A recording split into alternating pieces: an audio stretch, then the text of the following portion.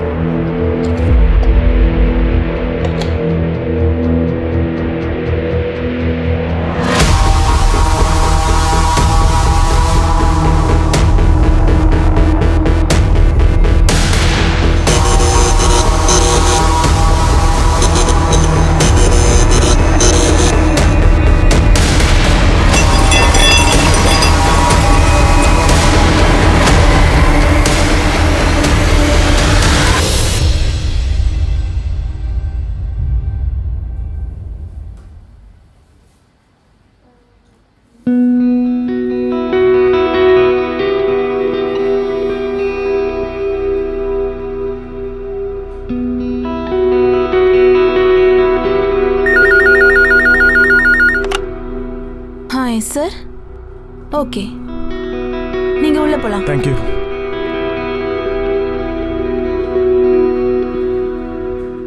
Excuse me ma'am. Yes?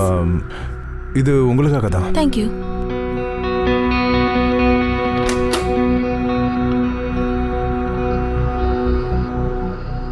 Hello sir.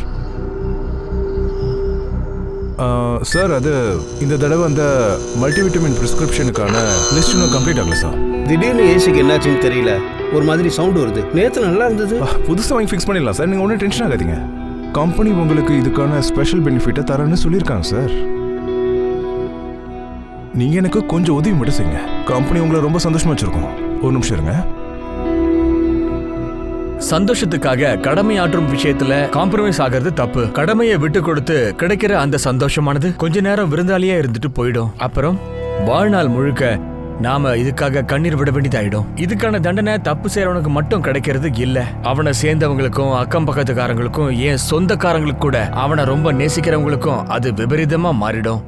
திரும்ப திரும்ப ஒரே விஷயத்த சொல்ற. நான் சொல்றது நீ ஏன் கேட்க மாட்ற? எது வேணாலும் சொல்லுவியா? அத நான் சொல்றேன். உனக்கு இப்ப என்னதான் வேணும்? எதுக்கு இப்படி ஒரு புள்ளைய பெத்து வச்சிருக்கீங்க நீங்க? என்னால தாங்க முடியல. நீ அவளுக்கு சொல்லி புரிய வை. இந்த அளவுக்குலாம் கோவப்படக்கூடாது. நான் கோவப்படுறேனா? இப்ப சந்தோஷமா? இப்ப நான் சில்லுன்னு ஆயிட்டேன். முதல்ல உங்க பிள்ளைக்கு சொல்லி புரிய வைங்க. நான் எதை சொன்னாலும் கேட்க மாட்டாரு. சுரேஷ், டிஃபனாவது சாப்பிட்டு போப்பா. சுரேஷ், ஒரு நாள் இவள அவன் நடு தெருல விட போறான். அப்பதான் இவளுக்கெல்லாம் தெரியும்.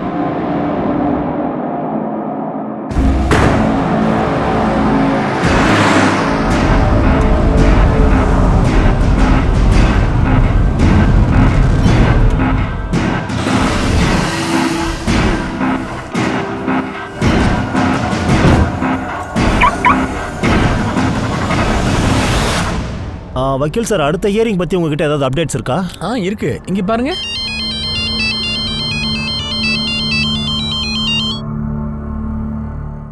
ஓ அப்படியா? எனக்கு என்ன தோணுதுன்னா, அந்த ரெண்டாவது பாயிண்ட்டை நம்ம ப்ரெசென்ட் பண்ணா நல்லா இருக்கும். அப்பதான் நம்ம கேஸும் இன்னும் ஸ்ட்ராங்கா இருக்கும், நம்ம ஜெயிக்கிறதுக்கான சான்சஸும் இருக்கும். நீங்க டென்ஷனை விடுங்க, நான் பாத்துக்கிறேன். என்ன சுரேஷ், டைம் கேட்கலாமா? எனக்கு என்ன தோணுதுன்னா, நெக்ஸ்ட் டேட் இதே மாசத்துல இருந்துச்சுன்னா ரொம்ப நல்லா இருக்கும். நானும் ட்ரை பண்றேன் சார். இருந்தாலும் நீங்க இத சார் டீ வேணாம் போ.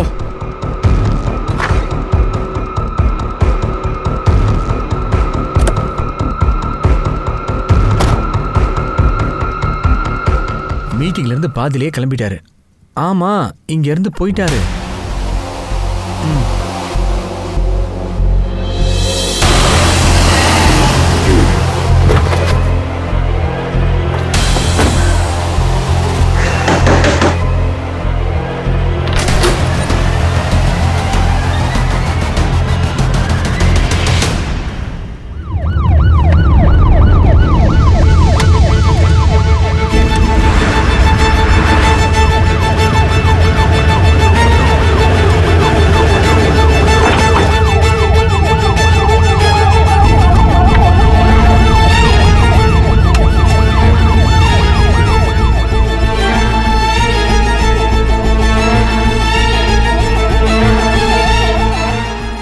ரொம்ப நாளும் இங்கே தான் நிற்கிது போல இருக்கு.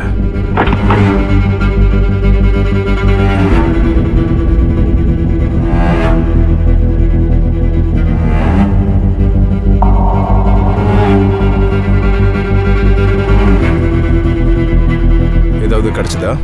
இல்ல சார், நமக்கு தேவையானது எதுவும் இல்ல. இந்த நம்பர் யார் பேர்ல ரெஜிஸ்டர் ஆயிருக்குன்னு ஆர்டிஓல கன்ஃபார்ம் பண்ண. Okay sir.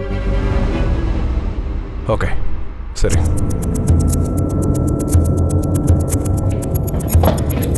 சார், காட்டு பகுதியில் நமக்கு கிடைச்ச வண்டி இருக்குல்ல, அந்த வண்டி லாயர் சுரேஷ் பேர்ல தான் இருக்கு. அவரோட ஃபோன் சுவிட்ச் ஆஃப்னு வருது சார். Any missing complaint? வண்டி திருட்டு போன மாதிரி ஏதாவது கம்ப்ளைண்ட்? இல்லை சார். அப்போ முதல்ல அதை ட்ரேஸ் பண்ணு. வக்கீல் சார் வண்டி காட்டில் என்ன பண்ணிட்டு இருக்கு?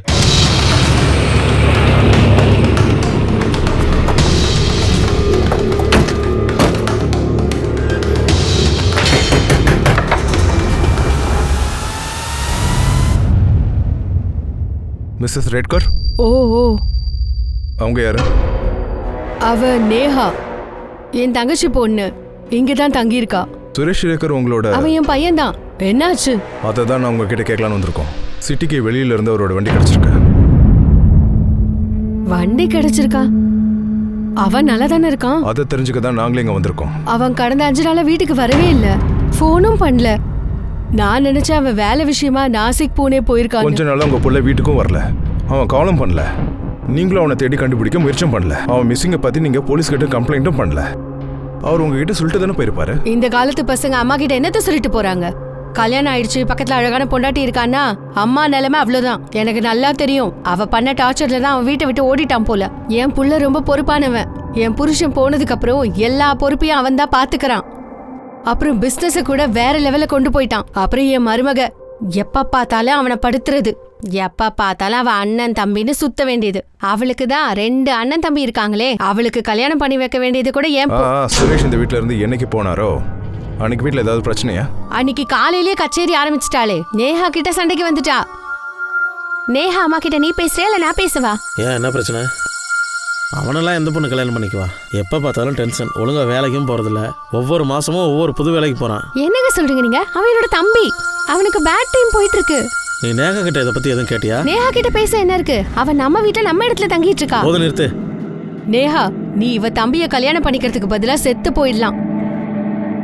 ரோஹித் பெரிய ரோஹித், தினேஷ் தான் பெரிய ஆளு. நேஹா அவளுக்கு புரிய வை. பிறந்த வீட்டு கவலையே தள்ள சொல்லு.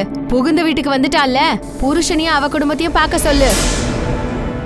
அப்புறம் என்னன்னு தெரியல, இந்த விஷயத்தினால 2 பேருக்கும் பெரிய சண்டை வந்துருச்சு. இப்ப என்ன தாண்டி வேணும் உனக்கு? என்ன மாதிரி புள்ளைய நீங்க பெத்து வச்சிருக்கீங்க? உங்க மருமக, உங்க பேர் என்னது? நிக்கிதா. எங்களுக்கு அவங்க கிட்டே கொஞ்சம் பேச வேண்டியது இருக்கு. அவங்க வீட்ல இல்லையா? அவ 3 நாளா அவங்க அம்மா வீட்டுல போயிருக்கா. இந்த 5 நாள் உங்களுக்கு ரேஞ்சர் கிட்ட இருந்து கால் வந்துச்சா? பணம் கேட்டு காலா? இல்ல, எனக்கு எதுவும் கால் வரல. உங்க பையன் காணோன்னு கம்ப்ளைண்ட் கொடுக்குறீங்களா? ஆஹா, கண்டிப்பா எழுதணும். சுரேஷ் காணாம போன அன்னைக்கு என்ன கலர் ட்ரெஸ் போட்டிருந்தாரு? அவ எப்பவுமே ஆபீஸ்க்கு போகும்போது என்ன ட்ரெஸ் போடுவானோ அதான் போட்டிருந்தான். ஓகே, நிக்கிதா வந்ததும் அவங்கள ஸ்டேஷனுக்கு அனுப்பி வைங்க.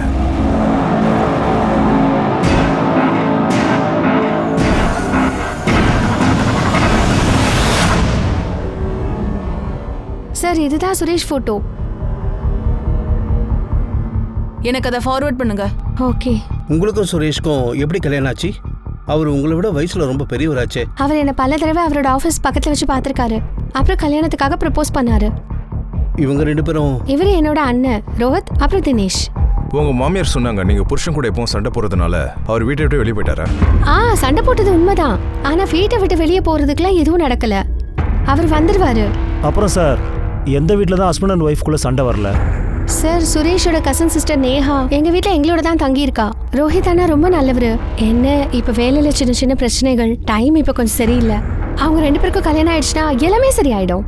அப்புறம் தினேஷ் அண்ணா சுரேஷோட ஃபர்ம்ல தான் வேலை செய்யறாரு. அவங்க என்ன வேலை கொடுக்குறாங்களோ அது ரொம்ப சரியா செய்யறாரு. எந்த தப்பும் நடக்காது. சுரேஷ் அண்ணா எந்த உதவியும் பண்ணல. அவருக்கு உன்ன மாதிரி ஒரு பொண்ணு கிடைச்சிருக்குல்ல.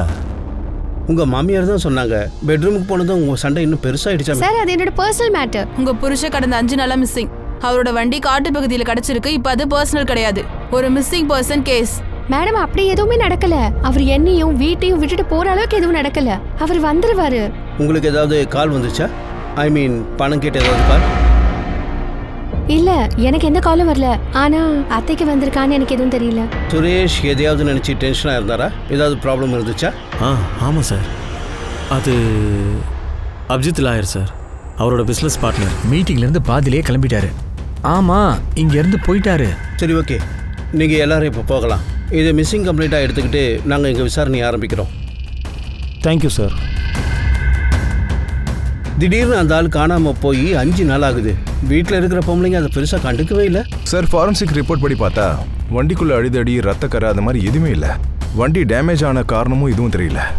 வண்டியை ரொம்ப ரிலாக்ஸாக அந்த இடத்துல போய் பார்க் பண்ணியிருக்காங்க.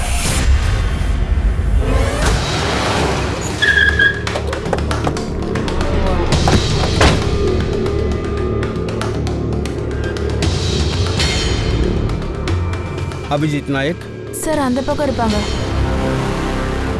இப்போ 10 மினிட்ஸ் தான் டைம் இருக்கு. நெக்ஸ்ட் முறை பெர்மிஷன் வாங்கிட்டு வாங்க. என்ன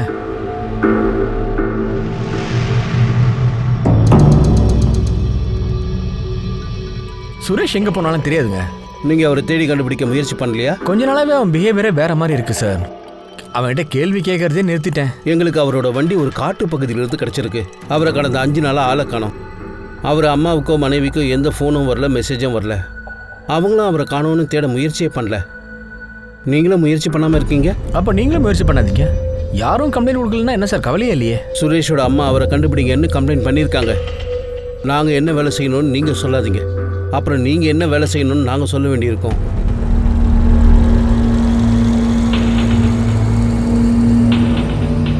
இன்ஸ்பெக்டர்,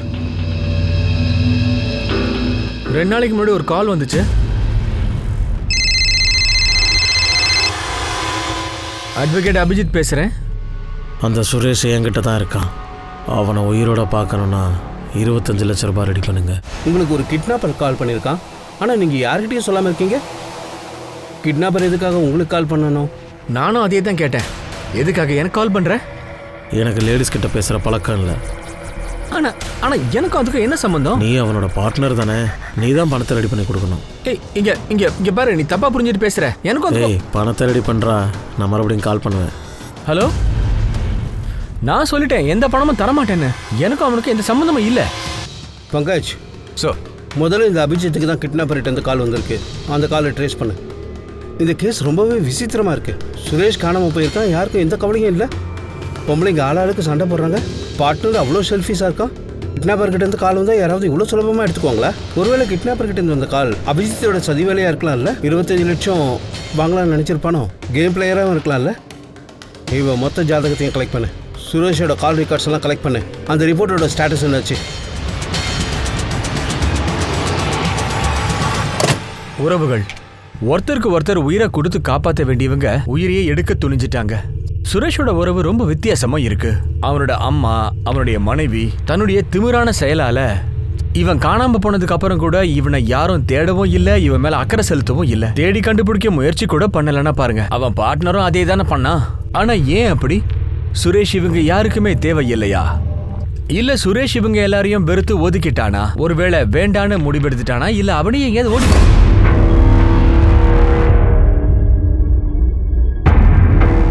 சார், இன்னைக்கு மட்டும் உங்களுக்கு டைம் இருக்கா? சார் ஒரு நிமிஷம். அன்னைக்கு ஒரு நாச்சு, அது உங்ககிட்ட சொல்லணும். இன்னொரு விஷயமா? ஆமாம் சார், இன்னொரு விஷயம்தான். மறுபடியும் கால் வந்ததா?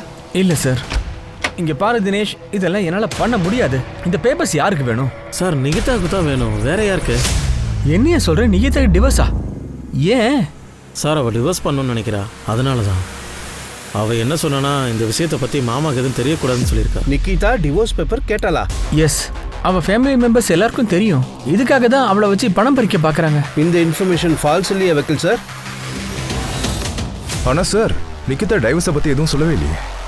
சுரேஷோட அம்மாவுக்கு இதை பற்றி ஏதாவது தெரியுமா? விஷயம் அந்த அளவுக்கு போயிடுச்சு. ஆனா எனக்கு எதுவும் தெரியலையே. என்னோட பையனுக்கு எதுவும் ஆயிடாது இல்ல சார். நான் அபிஜித்துக்கு கால் பண்ணிக்கிட்டே இருந்தேன். ஆனா அவ சொல்றான் அவனுக்கு எந்த காலும் வரலன்னு. அவங்க ஆஃபீஸில் ஒரு கான்ஸ்டபிளை போஸ்ட் பண்ணியிருக்கோம். ஏதாவது கால் வந்துச்சுன்னா உங்களுக்கு உடனே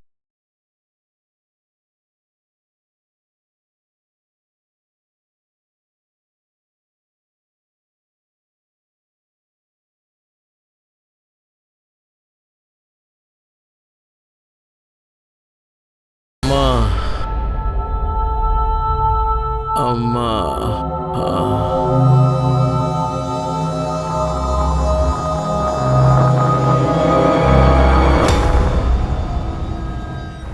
ரோஹித், தினேஷ், இதில் உங்களோட பிளான் தானே? என்ன பிளான் சார்? உனக்கு தான் நல்லா தெரியும்ல நிக்கிதா. நிக்கிதா வச்சு உங்களோட தேவையை பூர்த்தி பண்ணிக்கிறீங்களா? இல்லை சார், எனக்கு வேலை போயிடுச்சு, கொஞ்சம் கஷ்டம்தான். ஸோ சுரேஷ் எனக்கு ஹெல்ப் பண்ணான், நான் வேலை தேடிட்டு இருக்கேன் சார். ஆனால் சுரேஷ் இதுக்கப்புறம் பணம் தர முடியாதுன்னு மறுத்ததும் நீ அவனை டிவோர்ஸ் பண்ணுறேன்னு மிரட்டினல்ல. ஆனா நான் டிவோர்ஸ் வாங்க விரும்பலையே. அதே மாதிரி அவன் ஒத்துக்கலைன்னதும் நீ அவனை கிட்னாப் பண்ணியிருக்க இல்லை? சார் அப்படியெல்லாம் ஒன்றும் இல்லை, நாங்கள் எதுவுமே பண்ணல சார். இந்த ஐடியா உன்னோட தானே? ஃபேமிலி குரூப்பாக சேர்ந்து விளையாடிருக்கீங்க. இது எல்லாம் உன்னுடைய தப்பு தான். ஆனால் இப்போ குறை சொல்லி என்ன பண்ணுறது? அடுத்தது என்ன பண்ணலாம்னு யோசி. சார், சுரேஷ் என்னைக்கு காணாம போனானோ அன்னைக்கு அதிக மிஸ் கால் நிக்கிதாக்கு தான் வந்திருக்கேன். சுரேஷ் வேற ஏதோ நம்பருக்கு 2 வாட்டி கால் பண்ணியிருக்காரு. அந்த நம்பரை ட்ரேஸ் பண்ணிட்டேன். அந்த நம்பர் நரேன் பாய் மகாராஜத்து. அவருக்கு ஒரு நம்பர் இருக்கு, அங்கே பிரார்த்தனையும் மெடிடேஷனும் பண்ணுவாங்க. லொக்கேஷன் எங்கே காட்டுதுன்னா சுரேஷ் இருக்க ஏரியாவில் தான் காட்டுது. சார் இது பாருங்க சார், சோஷியல் மீடியாவில் கிடைச்சது. முதல்ல அவனை வர சொல்லு. சொல்லிட்டேன், இன்னைக்கு அவுட் ஆஃப் டவுனா, நாளைக்கு வந்துடுவான். என்ன நினச்சிட்டு இருக்கான் அவன்? சுரேஷோட அம்மா லதாவுக்கு எதுவுமே தெரியலங்கிறாங்க. திரும்ப திரும்ப சுரேஷ் மனைவி நிக்கிதாவை தான் குறை சொல்கிறாங்க. நிக்கிதாவை பற்றி இன்னும் நிறைய விஷயங்கள் நம்ம தெரிஞ்சுக்க வேண்டியிருக்கு. அப்புறம் அந்த அபிஜித், அவன் ஆரம்பத்துலேருந்து வில்லங்கமான ஆளாக தான் தெரிகிறான். பங்காஜ், நீ இந்த மாப்பா பற்றி விசாரி. தீபா, நீ நானும் போய் நிக்கிதா கிட்ட பேசி பார்க்கலாம். நேஹா, இது வரைக்கும் எல்லாம் சேர்த்து எவ்வளவு வந்திருக்கும்? மொத்தமாக எல்லாமே ஒரு 8-9 லட்சம் இருக்கும்.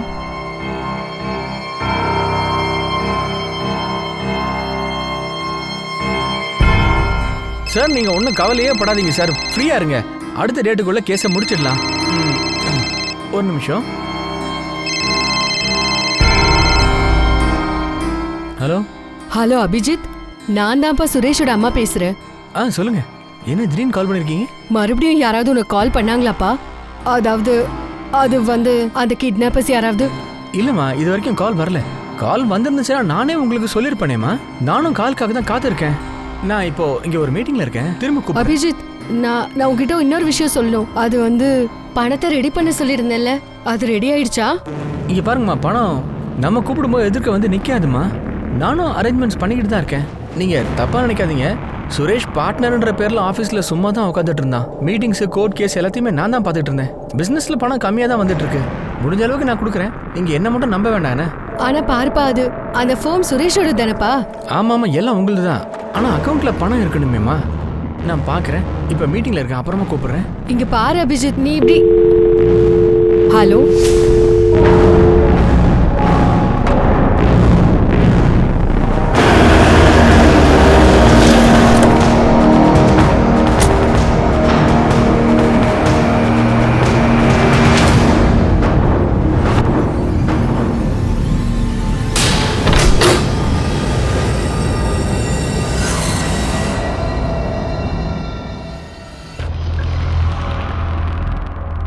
நரேன் சார், இவர் சுரேஷ் ரெட்கார். இவர் 5 நாளாக மிஸ்ஸிங். இவர் உங்களுக்கு தெரியுமா? ஆமாம், இவர் எனக்கு நல்லாவே தெரியும். ரெகுலராக இங்கே வந்து போகிறவர் தான். கொஞ்ச நாளைக்கு முன்னாடி கூட வந்தார். இங்கே வந்து அவர் என்ன பண்ணுவார்? ரொம்ப டென்ஷனாக இருப்பார். வாழ்க்கையை வெறுத்து போன மாதிரி பேசுவார். மைண்ட் ஃபுல்லாக ஒரே கன்ஃபியூஷன்ஸ், ஒரே பதட்டம். ஏன் அப்படி என்னதான் ஆச்சு? அவர் ஒரு பிரச்சனைக்கு தீர்வு தேடிக்கிட்டு இருந்தார். திரும்ப திரும்ப கேட்டுகிட்டே இருந்தார். ஒரு உறவை மெயின்டைன் பண்ணுறதுக்காக நம்ம ஏதாவது தப்பான வேலையை செஞ்சுட்டா அதனால் ஏதாவது பாவம் வருமானு கேட்டார். அப்படின்னா அவருடைய மைண்டில் என்ன இருந்துச்சுன்னு அதை பற்றி எனக்கு தெரியாது. உங்களுக்கு நரேன் பாய் மகாராஜா தெரியுமா? இல்லைங்க. உங்கள் புருஷன் அவரை பார்த்து அடிக்கடி கேட்பாராம், உறவை மெயின்டைன் பண்ணுறதுக்காக தப்பாக ஏதாவது செஞ்சா அதனால பாவம் வருமானு கேட்டிருக்காரு. அதுக்கு என்ன அர்த்தம்? உங்களுக்கு ஏதாவது புரியுதா? எனக்கு தெரியல. உங்கள் குடும்பத்தோட உறவை மெயின்டைன் பண்ண தான் அவர் ரொம்ப ட்ரை பண்ணியிருக்காரு. ஏன்? இதை பற்றியாவது உனக்கு தெரிஞ்சிருக்கும்ல?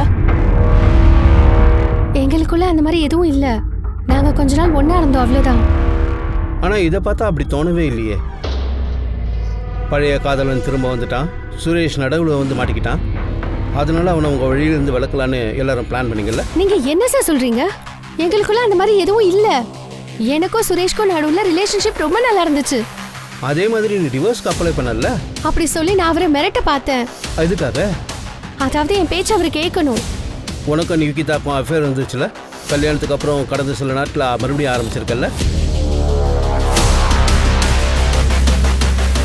நீ என்ன நினைச்சிருக்க? இதெல்லாம் சரி பண்ண ஒரே ஒரு வழிதான் இருக்கு. சுரேஷ் உங்க ரூட்ல இருந்து எடுத்துடலாம்னு நினைச்சீங்க. முதல்ல எவிடன்ஸ் கொண்டு வாங்க சார், அதுக்கப்புறமா நான் பதில் சொல்றேன். கோர்ட்டுக்கு வெளியில இல்லை, கோர்ட்டுக்கு உள்ள வச்சு பதில் சொல்றேன்.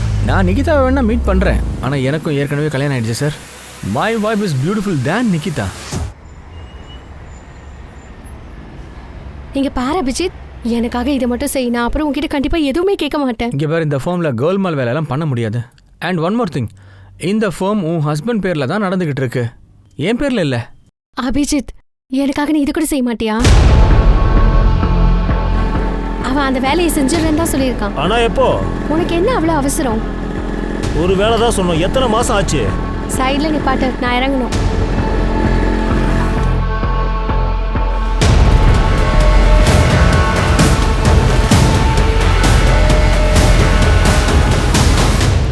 இங்க பாருங்க, கிட்னாப்பர்ஸ் கால் பண்ணா நானே உங்களுக்கு சொல்லுவேன். நீங்க ஏன் ஆபீஸ்க்கு வந்து ஏன் மேடம் உட்காடுறீங்க? கிளைண்ட்ஸுக்கு முன்னாடி நல்லா இருக்காது. நான் சொல்றது கேக்குதா இல்லையா மேடம்? அபிஜித்துக்கும் மோட்டிவ் இருக்கு. ஆஃபீஸ் பார்ட்னரோட மனைவி சுரேஷ் மட்டும் இங்கேருந்து நீக்கிட்டா எல்லாத்தையும் சொந்தமாக்கலாம்ல. கிட்னாப்பர்கிட்ட இருந்து ஒரே ஒரு கால் தான் வந்திருக்கு, அதுவும் அவனுக்கு தான். எந்த நம்பர்ல இருந்து கால் வந்துச்சு அதை பத்தி எந்த தகவலும் இல்ல. சார், எங்க இருந்து கார் கிடைச்சதோ, எங்க போன் சுவிட்ச் ஆஃப் ஆச்சோ, அது அலக் நகர்ல இருக்கு. அக்கம் பக்கத்துல இருக்க சிசிடிவி ஃபுட்டேஜ்லாம் செக் பண்ணிட்டேன். அங்க ஒரு பெட்ரோல் பங்க்கும் வழியில ஒரு பஸ் ஸ்டாப்பும் இருக்கு. அங்கதான் இந்த ஆளை பார்த்தேன். யார் இவன்? சரி, இவன் சுரேஷ் வண்டியில இருந்தான். சரி, இவன் உட்கார்ந்த கொஞ்ச நேரத்துக்கு அப்புறமா தான் சுரேஷ் போன் சுவிட்ச் ஆஃப் ஆயிருக்கு. இவன் ஃபோட்டோவை சர்க்குலேட் பண்ண, அந்த ஏரியாவில் இவனை பற்றி விசாரிங்க. சரிங்க சார். சார்,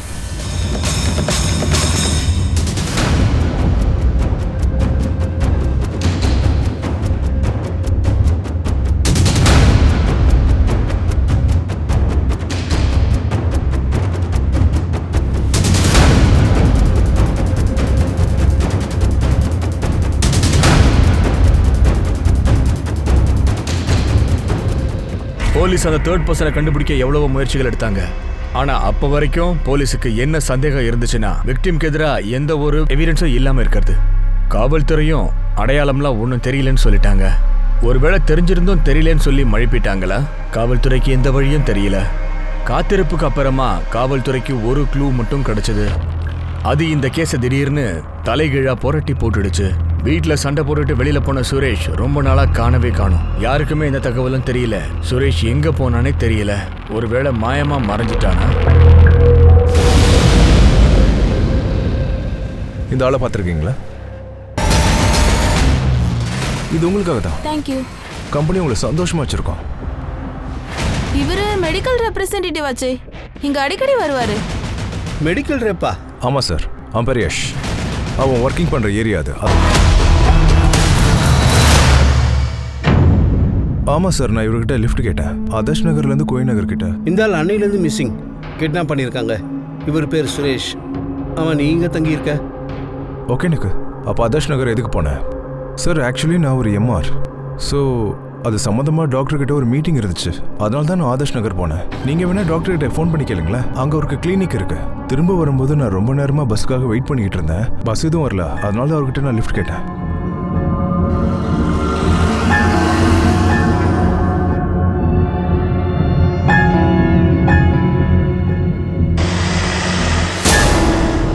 டொக்கை நகர் வந்ததும் நான் வண்டியை விட்டே இறங்கிட்டேன் சார். வண்டியில் போகும்போது ஏதாவது பேசினாரா? வேற ஏதாவது நோட்டீஸ் பண்ணீங்களா? சுரேஷ் கிட்ட ஏதாவது பேசினியா? அந்த ஆள் எங்கேயாவது போறேன்னு சொன்னாரா? சார் நான் அவர்கிட்ட எதுவுமே பேசல. ஃபுல் டைம் அவர் அமைதியாகவே இருந்தார். போலீஸ் இந்த கேஸில் ஒரு டெட் எண்டுக்கு வந்துட்டாங்க. யாருக்கு எதிராகவும் எந்த எவிடன்ஸும் இல்லை, எந்த ஐ விட்னஸும் இல்லை. சுரேஷை பார்ட்னரா வச்சு அவனுடைய அம்மா லதா மற்றும் சுரேஷின் மனைவி நிகிதா எல்லாருமே சஸ்பெக்ட் லிஸ்ட்ல தான் இருக்காங்க. போலீஸ் கிட்ட இவங்களுக்கு எதிராக எந்த எவிடன்ஸும் இல்லை.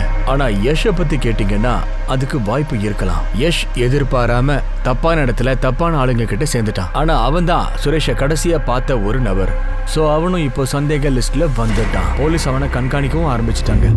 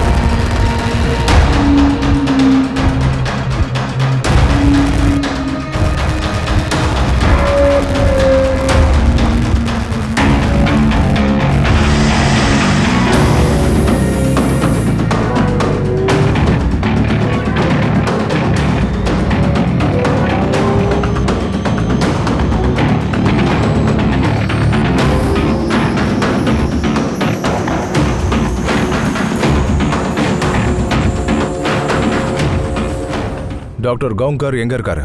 என்னாச்சு சார்? இது ப்ராப்ளமா? ஹோட்டல் அபர்ணா எக்ஸிக்யூட்டிவ் பத்தி உங்ககிட்ட கொஞ்சம் விசாரிக்கணும். சார் அது எல்லாத்தையும் துர்கேஷ் தான் அரேஞ்ச் பண்ணான். நான் சார் அதான் ஃபர்ஸ்ட் டைம். எனக்கு ஃபேமிலி இருக்குது, ரெப்புடேஷன் இருக்குது. சார் இந்த விஷயம் வெளியில் மட்டும் தெரிஞ்சிடுச்சுன்னா வாழ்க்கை நாசமாயிடும். Please sir. யஷ் நம்ம நினச்ச மாதிரி சாதாரண ஆள் இல்லை. மெடிசன் விற்கிறதுக்காக டாக்டருக்கு நிறைய ட்ரீட் கொடுத்துருக்கான். பொண்ணுங்களே சப்ளை பண்ணியிருக்கான். இந்த தடவை கம்பெனி உங்களுக்காக மட்டும் சில விஷயங்களை ஸ்பெஷலாக செய்ய போகுது. ஜஸ்ட் எனக்கு ஒரு ஹெல்ப் பண்ணுங்க, கம்பெனி உங்களை சந்தோஷமா வச்சுக்கும். அதுக்கு பதிலாக அந்த டாக்டர் அந்த மெடிக்கல் கம்பெனியோட மெடிசனை ப்ரிஸ்கிரைப் பண்ணியிருக்காரு. அவன் இப்படி பண்ணிட்டா யஷ் ஒரு ஸ்டார் பெர்ஃபார்மர் ஆயிருக்கான். ஹோட்டலில் ரூமையும் புக் பண்ணியிருக்கான், அதுவும் பெர்மனண்டா. ஆனால் இந்த விஷயத்துக்கும் சுரேஷோட கிட்னாப்பிங்க்கும் என்ன சம்மந்தம்? பங்காஜ், ஹோட்டலில் சிசிடிவி ஃபுட்டேஜ் செக் பண்ணு. 2-3 நாட்களுக்கு பண்ணாத, 2-3 மாதத்துக்கு பண்ணு. அந்த விஜேஷ் பர்மனெண்ட்டாக ரூம் புக் பண்ணியே வச்சுருந்தால அதையும் செக் பண்ணு. அந்த சுரேஷ் வில்லங்கமான ஆளாக இருப்பான்.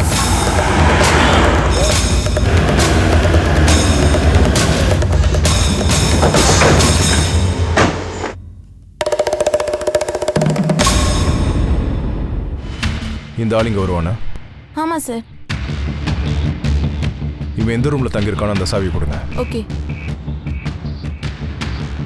சார்.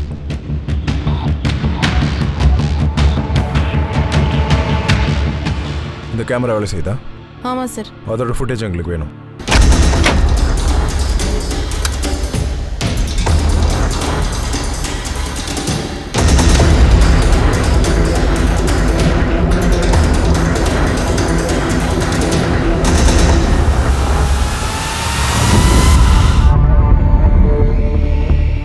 சார், யஷ் எப்பவும் ஒரே பொண்ணை தான் கிளைண்ட் கிட்ட அனுப்பிச்சு வச்சிருக்கான். அந்த பொண்ணு பேர் மாயா. சார் ப்ளீஸ் எங்கள் வீட்டில் இருக்கவங்களுக்கு இதெல்லாம் சொல்லிடாதீங்க. அவங்களுக்கு இதெல்லாம் எதுவும் தெரியாது. உனக்கு யஷ் எப்படி தெரியும்? அவர் ஒரு மெடிக்கல் ரெப்ரசன்டேட்டிவ். கொஞ்ச நாளைக்கு முன்னாடி என்னை பார்க்க வந்தான். அவனுக்கு சில டாக்டர் ஃப்ரெண்ட்ஸ் இருக்கிறதா சொன்னான். ஒருவேளை நான் அவங்க கூட கொஞ்சம் டைம் ஸ்பெண்ட் பண்ணால் நிறைய பணம் தரேன்னா. அமௌண்ட் பெருசுன்றதுனால நான் ஒத்துக்கிட்டேன். சரி, அப்போ இந்த ஆள் யஷ் தான் கூப்பிட்டு வந்தானா? இல்லை சார், இந்த ஆளை வேற ஒரு எம்ஆர் தான் அனுப்பி வச்சாரு. எனக்கு ஒரு விஷயம் ஞாபகம் இருக்கு. இவர் கொஞ்சம் வித்தியாசமா இருந்தாரு. தொடர்ந்து நீ யோகாசனம் பண்ணணும். சுகத் நாராயணன் பாய் என்ன சொல்லியிருக்காருன்னா 14-15 தடவை மெடிடேஷன் பண்ண சொல்லியிருக்காரு. அதோட அந்த எனர்ஜியும் ஃபீல் பண்ணணும்னு சொல்லியிருக்காரு. நீங்களே அந்த எனர்ஜியாக மாறிடுங்கன்னாரு. இப்படி பேசிட்டே தான் இருக்க போறீங்களா என்ன சார்? மோட்சத்துக்கான மார்க்கம் அது உன்ன மாதிரியான ஆளுங்களுக்கெல்லாம் புரியாது. ஆத்மாவோட சத்தத்தை நீ என்னைக்காவது கேட்டிருக்கியா? இந்த உலகத்திலேயே துக்கத்துக்கான காரணம் எங்கடி கவனிச்சிட்டு இருக்க? நான் உனக்கு 2 மணி நேரத்துக்கான பணம் கொடுத்துருக்கேன். 2 மணி நேரத்துக்கு நான் சொல்றதை கேட்டுதான் ஆகணும். என் வார்த்தையில ஃபோக்கஸ் பண்ணு. என்கிட்ட தான் பேசணும். இன்னும் நிறைய விஷயங்கள் செய்ய வேண்டியது இருக்கு. ஆனால் இப்போ கொஞ்ச நேரத்துக்கு முன்னாடி சொன்ன எல்லா கிளைண்ட்ஸும் யஷ் வழியாக தான் வருவாங்கன்னு. இதை பாருமாயா, யாரையும் காப்பாற்றணும்னு ட்ரை பண்ணாத. இல்லை சார், நான் பொய் சொல்லலை.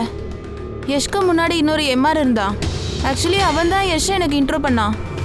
கொஞ்ச நாளைக்கு அப்புறம் அவனை காணும். அதனால யஷ் டேக் ஓவர் பண்ணிட்டான். அப்புறம் கொஞ்ச நாளைக்கு அப்புறம் அதே எம்ஆர் இந்த ஆளை என்கிட்ட கூட்டிட்டு வந்தான். அவன் நம்பர் ஏதாவது உங்ககிட்ட இருக்கா? இந்த புது மொபைல் உங்ககிட்ட எப்படிடா வந்துச்சு? எப்படி வந்துச்சு? நீ பணத்தை திருடி இருக்கல? திருடியா நீ?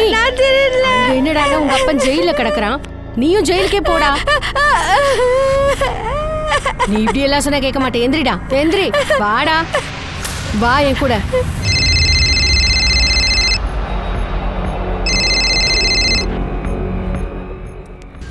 போடா, போ. சொல்லு சொல்லு. இருமா அவனை போட்டு அடிக்காதீங்க சார். இந்த மொபைல் இவங்கிட்ட கேளுங்க சார், இது எங்கேருந்து வந்துச்சுன்னு. எவ்வளவு திமிரு இருந்தா இந்த மாதிரி ஒரு காரியத்தை பண்ணிருப்பான். கஷ்டப்பட்டு வளர்த்து ஆளாக்குனா இவன் அவங்க அப்பன மாதிரியே திருட்டு பயலா இருப்பான். இங்க பாரா கண்ணா, உன்னுடைய பேர் என்னப்பா? சரி, ஒரு விஷயம் சொல்லுப்பா. இந்த மொபைலை நீ எங்க இருந்து எடுத்துட்டு வந்த? யாருக்கிட்டயாவது திருடினியா? சார், நான் திருடவே இல்ல, உண்மைதான் சொல்றேன். இது என்னோட சொந்த காசுல வாங்கினது. சரி, இப்போ உங்ககிட்ட எங்க இருந்து அவ்வளவு பணம் வந்துச்சு? சார், ஒரு ஆள் இருக்கான். அவன் என்ன நிறைய பெட்ரோல் வாங்கிட்டு வர சொல்லுவான். அதுக்கு பதிலா அவன் எனக்கு நிறைய பணம் கொடுப்பான். 2 லிட்டர் பெட்ரோலுக்கு 1000 ரூபாய் கொடுப்பான். ஒவ்வொரு தடவையும் அந்த பெட்ரோலை ஊற்றி ஒரு பொருளை கொளுத்திடுவான். நம்ம காலனிக்கு பக்கத்துல ஒரு காட்டு பகுதி இருக்குல்ல, அங்கதான் வச்சு கொளுத்துவான். கடந்த 2 வாரமா அவன் எனக்கு நிறைய பணம் கொடுத்துருக்கான். அந்த பணத்தை வச்சுதான் நான் இந்த மொபைல் வாங்கினேன். அந்த இடத்த நீ காட்ட முடியுமா?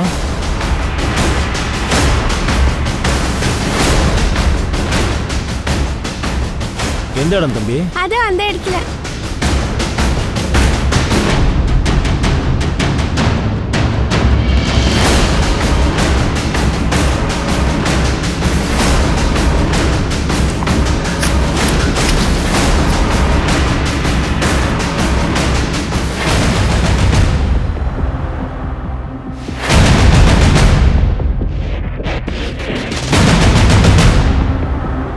கைக்வாட், ஃபோரன்சிக் டீமுக்கு கால் பண்ணு. அபிஜித், அபிஜித், உனக்கு நான் எத்தனை தடவை கால் பண்றது, எத்தனை மெசேஜ் பண்றது, ரிப்ளை பண்ண மாட்டேங்கிற. நீ சொல்றதெல்லாம் நடக்காது. என்ன இதுல மாட்டியோட பார்க்காத ப்ளீஸ். இப்போ என்ன பிரச்சனை? என்னன்னா நான் இதெல்லாம் செய்ய விரும்பலன்னு சொல்றேன். நீ தான் ஓகே சொன்னல, இப்போ திடீர்னு என்ன ஆச்சு? நான் இதெல்லாம் செய்ய விரும்பல, விட்டுரு. நீ இங்க இருந்து போ, இங்க இருந்து தள்ளி போ. அபிஜித், நான் சொல்றத கேளு. நான் எதுவும் கேட்க விரும்பல, கிளம்பு. அபிஜித், அபிஜித். அந்த ஆள் பார்க்க எப்படி இருப்பான் தம்பி? அதை கொஞ்சம் சொல்ல முடியுமா? அவனை எத்தனை தடவை பார்த்துருக்க? 10-12 தடவை. ஆயுஷ், அவனை டிராயிங் போடுறதுக்கு நீ கொஞ்சம் ஹெல்ப் பண்ணியே ஆகணும்.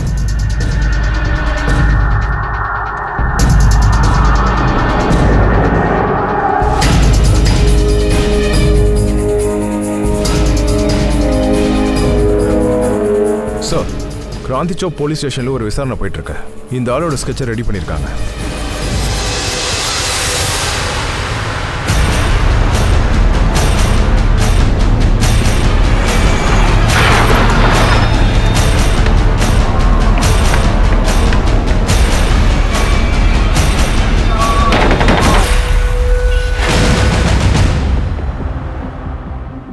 சார், உங்களுக்கு மட்டும் ஸ்பெஷல் பெனிஃபிட்ஸ் கிடைக்கும். நீங்கள் எனக்கு ஹெல்ப் பண்ண மட்டும் போதும். கம்பெனி உங்களை ரொம்ப சந்தோஷமா வச்சுக்கும். சார், ஆக்சுவலி நான் ஒரு எம்ஆர். சார், எங்க சார் என்ன கூட்டிட்டு போறீங்க? சொல்லுங்க சார். அந்த பையன் கிட்ட இருந்து பெட்ரோல் வாங்கினல, உன்னை பத்தின எல்லா ரகசியத்தையும் அவன் உடைச்சிட்டான். மற்ற எல்லாத்தையும் நான் ஸ்டேஷன் வந்து சொல்றேன். வாடா. சார் சார், நான் சொல்றது கேளுங்க please sir. Sir sir sir sir sir sir நான் சொல்றேன் சார். என் சித்தப்பா கிட்ட ஒரு லேண்ட் இருக்கு. என் கசின் பிரதர் யூரோப்ல இருக்கான். அப்புறம் அவன் தங்கச்சி டெல்லியில ஒர்க் பண்ணிட்டு இருக்கான். அந்த நிலத்தை மட்டும் வித்துட்டா நான் லைஃப்ல செட்டில் ஆயிடுவேன். ஆனால் அந்த வக்கீல் தான் ஒத்துக்க மாட்டேங்கிறான். ஏன்னா அந்த டாக்குமெண்ட்ஸை எல்லா பேரையும் மாத்திட்டு என் பேரை மட்டும் வைக்கிறதுக்கு நிறைய பணம் கேட்குறாரு. உன்னோட இந்த வேலையை நான் முடிச்சு காட்டுறேன். ஆனால் எனக்கு 10% வேணும், கமிஷனா. Okay done. ஆனால் இந்த அளவுக்கு கோல்மால் வேலை செய்யறதுக்கு ரொம்ப திறமையான வக்கீல் தேவை. ஏன்னா இந்த நிலத்தோட பேப்பர்ஸில் கோல்மால் பண்ணுறதுலாம் அவ்வளோ பெரிய விஷயம்லாம் கிடையாது. யாரையாவது கிட்னாப் பண்ணிடலாம். சுரேஷ் ஆஃபீஸில் இல்லாத நேரத்தில் அவன் பார்ட்னர்கிட்ட சொல்லி பேப்பர் ரெடி பண்ணிடலாம். கிட்னாப்புக்கு நிறைய பணம் செலவாகல. அப்புறம் நாங்கள் கிட்னாப்பிங்க்கு பிளான் பண்ணோம்.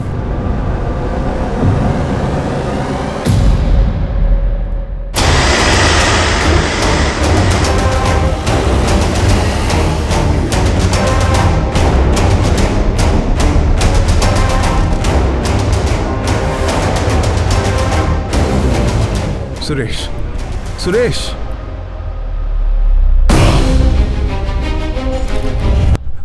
சார், நான் இதை ஒன்றும் தனியா பண்ணல. வேற யாருடா?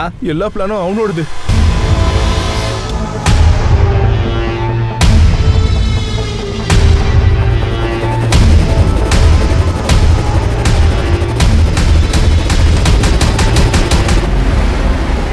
ஆமா சார், நான் ரோஹித்தோட பொண்டாட்டி தான். ஆனா போன வருஷம் தான் எங்களுக்கு டிவோர்ஸ் ஆச்சு. இப்போ எனக்கு ரோஹித்துக்கு அவனோட ஃபேமிலிக்கும் எந்த சம்மந்தமும் இல்லை. அப்புறம் என்ன ஆச்சு? அதை எப்படி சொல்றதுன்னு தெரியல. என்ன இன்னைக்கு திடீர்னு ஹோட்டலுக்கு கூட்டிட்டு வந்திருக்கீங்க? திடீர்னு என்னாச்சு? இங்க பாரு, நீ ஒரு 2 நிமிஷம் இங்க அமைதியா உட்காரு. நான் போய் ஃப்ரெஷ் அப் ஆயிட்டு வந்துடுறேன். சரியா? அட, என்ன விஷயம் சொல்ல? இரு.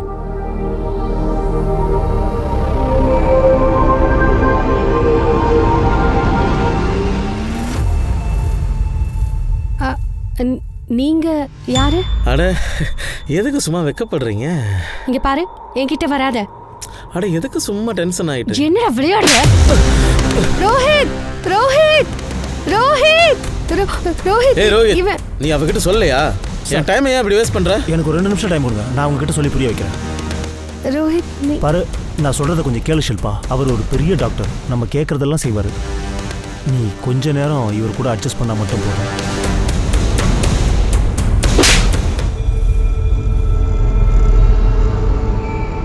அதுக்கப்புறம் நான் அவனோட ரிலேஷன்ஷிப் எல்லாத்தையும் கட் பண்ணிட்டேன்.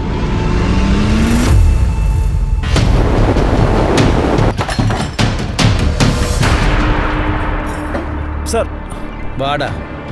அட, எங்க அண்ணனை கூட்டிட்டு போறீங்க sir. Sir sir sir sir நான் சொல்லிடுறேன் சார். நானும் ரோஹித்தும் ஒரே கம்பெனியில் தான் மெடிக்கல் ரெப்பாக இருந்தோம். ஒரு டார்கெட் அச்சீவ் பண்ண போனால் இன்னொரு டார்கெட் கைவிட்டு போகுது. இவங்களோட நாடகம் ஒரு முடிவுக்கே வர மாட்டேங்குது. உண்மையை தான் சொல்கிறேன், இந்த டென்ஷனில் வாழவே முடியல. ஜாப்னாலே டென்ஷன் தான்டா. ஜாப் இல்லைனாலும் டென்ஷன் தான். என்கிட்ட சுத்தமாக பணமே இல்லை. நிக்கிதாவுடைய மாமியார் வீட்டிலேருந்து பணம் வருதுல்ல, அதை வச்சு தான் மாத செலவே ஓட்டிக்கிட்டு இருக்கேன். ஆனால் சுரேஷும் அவங்க அம்மாவும் ரொம்ப திமிர் பிடிச்சி ஆடுறாங்க. எல்லாத்துக்கும் மேலே டிவோர்ஸ் பண்ணுற என் மனைவிக்கும் நான் பணம் கொடுக்க வேண்டியது இருக்குது. நான் எப்படி வாழ போகிறேனே தெரியல. பணம் நிறைய தேவைப்படுது. பணத்துக்கு எப்படி ரெடி பண்ணுறது? உன் பொண்டாட்டி உங்கள்கிட்ட டிவோர்ஸ் கேட்டிருக்கால. சுரேஷோட அப்பா டிவோர்ஸ் கிடைக்கிறதுக்கு உன் பொண்டாட்டிக்கு ஹெல்ப் பண்ணியிருக்காரு. அது உன் மனசில் இருந்திருக்கு. வாய்ப்பு தேடிக்கிட்டு இருந்த அந்த ஒரே காரணத்துக்காக தான் நீ சுரேஷை கிட்னாப் பண்ண. சார், நாங்கள் 2 பேரும் பெரிய ப்ராப்ளமில் இருந்தோம். எங்களுக்கு பணம் ரொம்ப ரொம்ப தேவைப்பட்டுச்சு. என் வேலையை என் கையை விட்டு போயிடுச்சு சார். என்னுடைய ரெக்கார்ட் டேமேஜ் ஆனதுனால எனக்கு எங்கேயுமே வேலை கிடைக்கல. அப்புறம் நானும் யாஷும் ஈஸியாக எப்படி பணம் சம்பாதிக்கலான்னு யோசித்தோம். என் சித்தப்பா கிட்ட ஒரு நிலம் இருக்கு. என் கசின் பிரதர் யூரோப்பில் இருக்கான். அப்புறம் தங்கச்சி டெல்லியில் ஒர்க் பண்ணிட்டு இருக்கா. அப்போது இந்த நிலத்தை மட்டும் வித்துட்டா நான் லைஃப்லேயே செட்டில் ஆகிடுவேன். ஆனால் இந்த வக்கீல் ஒத்துக்க மாட்டேங்கிறான். ஏன்? இந்த டாக்குமெண்ட்ஸை எல்லார் பேரையும் மாற்றிட்டு என்னோட பேரை மட்டும் போடுறதுக்கு நிறைய பணம் கேட்குறான். என்கிட்ட அவ்வளோ பணமும் இல்லை. உன்னுடைய இந்த வேலையை நான் முடிச்சு தரேன். ஆனால் எனக்கு 10% வேணும். கமிஷன் தானே? Okay done. ஆனால் இந்த மாதிரி தில்லாலங்கடி வேலை செய்கிறதுக்கு ஒரு திறமையான வக்கீல் தேவை. ஏன்னா இந்த நிலத்தோட பேப்பர்ஸில் விவரமான வக்கீலுக்கு கோல்மால் பண்ணுறதுலாம் ஈஸி. நான் சீக்கிரமாக ஏதாவது பண்ணுறேன்டா. இந்த டாக்குமெண்ட்ஸ் மட்டும் ரெடியானால் போதும். இந்த வேலை மட்டும் முடிஞ்சிச்சுன்னு வச்சுக்கோங்க, வாழ்நாள் முழுக்க நம்ம வேலையே செய்ய தேவையில்லடா. சார், எனக்கு ரொம்ப நல்லா தெரியும் சுரேஷ் ஒரு நல்ல வக்கீல்னு. அவர் கண்டிப்பாக எனக்கு ஹெல்ப் பண்ணுவார்னு நினச்சேன். ரோஹித், இது ஃப்ராடு. நான் எப்போவும் இது மாதிரி வேலையெல்லாம் செய்யறதில்ல. அட, மற்றவங்க ப்ராப்பர்ட்டியை கொள்ளடிக்க பார்க்குறல்ல, இப்படி செய்ய உனக்கு வெக்கமா இல்லை? நீ இப்படி செய்யறத நிகிதா கிட்ட நான் சொன்னேன்னா அவன் உன்னை பற்றி என்ன நினைப்பா? அப்படி இல்லை சுரேஷ். ஹலோ ஹலோ, பேப்பர்ஸை ரெடி பண்ணால் எப்படியாவது சுரேஷை ஒத்துக்கவை. அண்ணனுக்காக நீ இதை கூட செய்ய மாட்டியா? சரி, ஓகே, நான் ஒரு தடவை பேசி பார்க்குறேன். நான் உங்ககிட்ட 1000 தடவைக்கு மேலே சொல்லிட்டேன், இதெல்லாம் ஃப்ராடு. உன் அண்ணனுக்கு பேராசை கண்ணை மறைக்குது. ஆனா அவனுக்காக நீங்க இது கூட செய்ய மாட்டீங்களா? இதனால உங்களுக்கு என்ன நஷ்டம்? அவனுக்கு ஒரு நல்லது நடக்கும்ல. இங்க பாரு, உனக்கு உங்க அண்ணனுக்கு பைத்தியம் முத்தி போச்சுடி. அறிவில்லாத ஜென்மங்கள். நல்லா கேட்டுக்கோ, எக்காரணத்தை கொண்டு இந்த வேலையை நான் செய்ய மாட்டேன். ஓகே, எனக்காக நீங்க இந்த வேலையை கூட செய்ய மாட்டீங்கன்னா ஒரு வேலை பண்ணுங்க, எனக்கு டிவோர்ஸ் கொடுத்துருங்க. பேசாமல் அவனை கிட்னாப் பண்ணிடலாம்டா. சுரேஷ் ஆஃபீஸில் இல்லாத போது அவன் பார்ட்னர்கிட்ட சொல்லி பேப்பரை ரெடி பண்ணிடலாம். கிட்னாப்பிங் பண்ணால் அதுக்கும் கொஞ்சம் பணம் தேவையில்ல? அப்போ எப்படி அதை பண்ணுறது? நாங்கள் கிட்னாப் பண்ணுறதுக்காக நிறைய பிளான் பண்ணோம். அதுக்கப்புறம் இந்த மருந்தை 2 வேலைக்கு கொடுக்கணும். 2 இன்ஜெக்ஷன் 2 தடவை. நான் சொன்னது புரியுதாம்மா?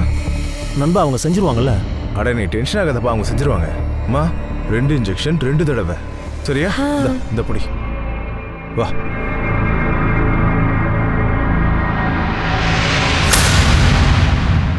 நிக்கிதா, சுரேஷ் இப்போ இல்லாதனால நீ அபிஜித் கிட்ட பேசு. அந்த பேப்பர்ஸ் மட்டும் ரெடி ஆயிடுச்சுன்னா யாஷ் எனக்கு வேலை தேடி கண்டுபிடிக்கிறதுக்கு ஹெல்ப் பண்ணுவான். அபிஜித்தா? ஆமா, நீ சொன்னா முடியாதுன்னு சொல்ல மாட்டான். ஆனா நான் அண்ணனுக்காக நீ இது கூட செய்ய மாட்டியா நிக்கிதா? இல்லைனா நான் செத்தே போயிடுவேன். நிகிதா, நீ சொல்றது என்னால பண்ண முடியாது. Please Abhijit.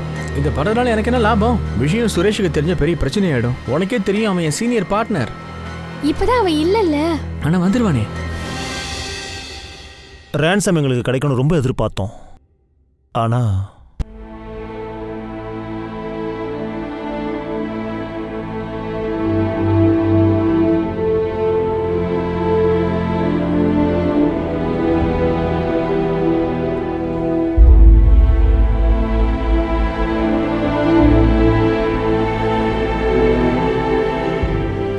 Medical ப்ரொஃபஷனோட dark side இந்த கேஸை பத்தி பேசும்போது வெளியில வந்துருச்சு. மெடிக்கல் ரெப்ரசன்டேட்டிவ்ஸ், அதாவது MR, இவங்கல இருந்து டாக்டர்ஸ் வரைக்கும் எல்லாருக்குமே பங்கு இருக்கு. ரோஹித் தான் தங்கச்சியோட சேர்ந்து கண்மூடித்தனமான நம்பிக்கையில இருந்தான். அதே மாதிரி யஷ், அப்புறமா அந்த டாக்டர் கூட அவங்களையே நம்பிக்கிட்டு வந்த பேஷண்ட்ஸை கூட ஏமாத்திருக்காங்க. இந்த கதை ஒரே ஒரு குற்றத்தை பேஸ் பண்ணது இல்ல. உறவுகள்ல நம்ம ஆளுங்களை நம்மளே கண்மூடித்தனமா நம்மனா என்ன ஆகுன்றத காட்டுது. ஒவ்வொரு தொழிலையும் நல்லவங்க கெட்டவங்க எல்லாருமே இருப்பாங்க. மெடிக்கல் ப்ரொஃபஷன்லயும் அதே மாதிரிதான். ஆனா இந்த ப்ரொஃபஷனால நிறைய பேருக்கு பெரிய ஆபத்துக்கள் ஏற்பட்டிருக்கு. ஒரு நல்ல ப்ரொஃபஷனுடைய பேரே கெட்டு போச்சு. நாம முக்கியமா மெடிக்கல் பிரிஸ்கிரிப்ஷன் அப்புறம் மெடிக்கல் டெஸ்ட் விஷயத்துல கேர்ஃபுல்லா இருக்கிறது நல்லது. உங்களுக்கு ஒரு சந்தேகம் கூட இருக்கலாம், டாக்டர்ஸ் நிறைய மருந்து மாத்திரையெல்லாம் பிரிஸ்கிரைப் பண்றாங்களே, அதெல்லாம் நம்ம கண்டிப்பா ஃபாலோ பண்ணணுமா இல்ல வேண்டாமா? ஆனா அதுக்காக நாம எடுத்ததுக்கெல்லாம் அடுத்தவங்களை சந்தேகப்படணுமா? ஆனா நம்ம யாரையுமே கண்ணை மூடிட்டு நம்பிடக்கூடாது, அவ்வளவுதான். நாம அலர்ட்டா ஜாக்கிரதையா இருந்தோம்னா இந்த மெடிக்கல் ஃபீல்டு மாதிரி நல்ல ஃபீல்டு இல்லைன்னு தீமைகளையும் மொத்தமா களையெடுக்க முடியும். நானும் சோனி இப்போ உங்ககிட்ட இருந்து விடை பெற்றுக் கொள்கிறேன். அடுத்த எபிசோட்ல மறுபடியும் உங்களை சந்திக்கிறேன். இன்னொரு புது எபிசோட்ல நாம மீட் பண்ணலாம். அண்ட் ஞாபகம் இருக்கட்டும், குற்றத்துக்கும் நமக்கும் இருக்கிற இடைவெளி ஒரு நூலடி தான். நாம பாதுகாப்பா இருக்கிறது நல்லது. ஜாக்கிரதையா இருங்க, பாதுகாப்பா இருங்க. ஜெய் ஹிந்த்.